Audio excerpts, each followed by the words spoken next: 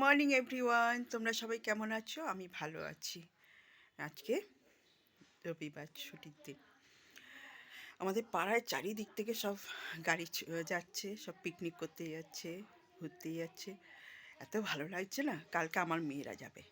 ওই যে কালকে ওরা কোচিং থেকে যাবে, স্কুল থেকেও ছাড়ছে, তবে স্কুল থেকে যাচ্ছে না, ওরা কোচিং থেকে যাচ্ছে। যেহেতু ওরা 12 এবার লাস্ট ওদের বছর। তারপরে যে যার কলেজে ভর্তি হবে, তারপরে সব আলাদা আলাদা সব প্রফেসরের কাছে পড়াশোনা করবে। যা আলাদা আলাদা সব, মানে 12-এর পর থেকে অনেকে আবার আলাদা সাবজেক্টও নিয়ে নেয়। আমার মেয়েও আলাদা আলাদা সাবজেক্ট নেবে।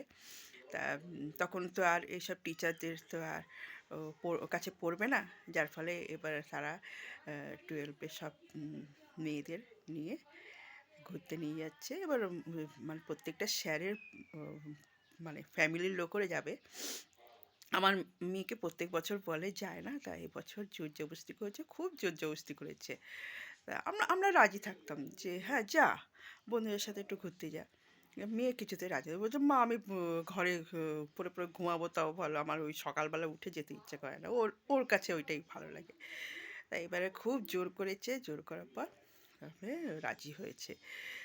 আমি জানা মানে মেয়ে এসে বাড়িতে বলবে তার আগেই ওর বান্ধবীরা আমাকে রাস্তায় দেখা হয়েছে, বলছে আন্টি জানো তো ওনার রাজি হয়েছে। আমার মেয়ের কথা বলছে, বলছে আয়ুষি না রাজি হয়েছে। তাই আমি বলছি তাই, বা আমরা তো বলি ওকে যাওয়ার জন্য, ও যায় না।